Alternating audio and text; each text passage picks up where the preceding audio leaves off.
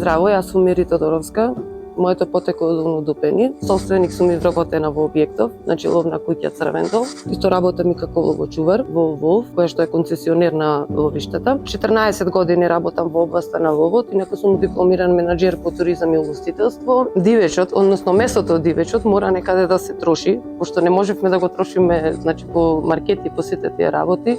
Крајната идеја од 2011 кога ги зедовме, значи концесијата на ловиштата, ни беше да отвориме ресторан или ловна куќа каде што ќе можеме да го пласираме дивечот. И во 2022 преку европски проект, значи успеавме да го финализираме нашиот објект кој што беше започнат, се градеше, се доградуваше и стигнавме до ова ловна куќа што моментално денеска сме тука и каде што ги нудиме нашите ловечки специјалитети и каде што нашите ловци, а и сите други гости може да уживаат во прекрасната природа, во свежиот воздух и во здравиот месо од дивеч. Нашата ловна куќа не е украсена, тоа се ловечки трофеи, значи пошто и ние имаме концесии на 2 ловишта, сите тие ловечки трофеи се дел од нашите ловишта и од нашите ловци, кои што нормално си имаат значење, сите тие ловечки трофеи се тука сместени како финалето, значи финалето на нашата работа се сместени тука.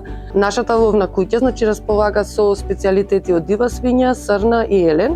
Покрај тоа што сме концесионери, значи на тие 2 ловишта, имаме и наш ограден простор, односно репроцентар, кој што има 450 хектари за дива свиња, срна и зајак, кој што графитира, значи на ова ловиште, се наоѓа веднаш позади нас. Со секоја одстрелена свиња, секоја мостра се праќа во лабораторија, европска лабораторија и со после постигнатите резултати, тоа месо, значи тој дивеч може да се служи, да се користи.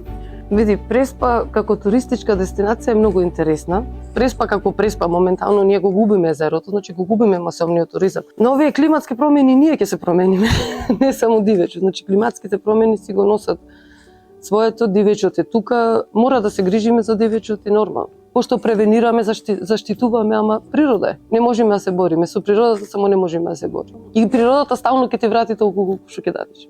Ама покрај тоа, ние можеме многу друго да искористиме од Преспа и мислам само дека му фалим малце поќе работа, малце поќе заинтересираност и вистински луѓе на вистински места, во вистинско време и да се искористи целиот потенцијал на Преспа, пошто Преспа е одлично место каде што би можело да го развиваме, значи меѓу 2 национални паркови. Планинскиот туризам, можеме да го развиваме, верскиот туризам, секој можен туризам, руралниот туризам. На Преспа моментално мислам дека најпогодно нешто е руралниот туризам. Да се развива и мислам дека тоа најмногу би требало да се развива. Само, пак ќе кажам, вистинските луѓе на вистинското место и многу работа.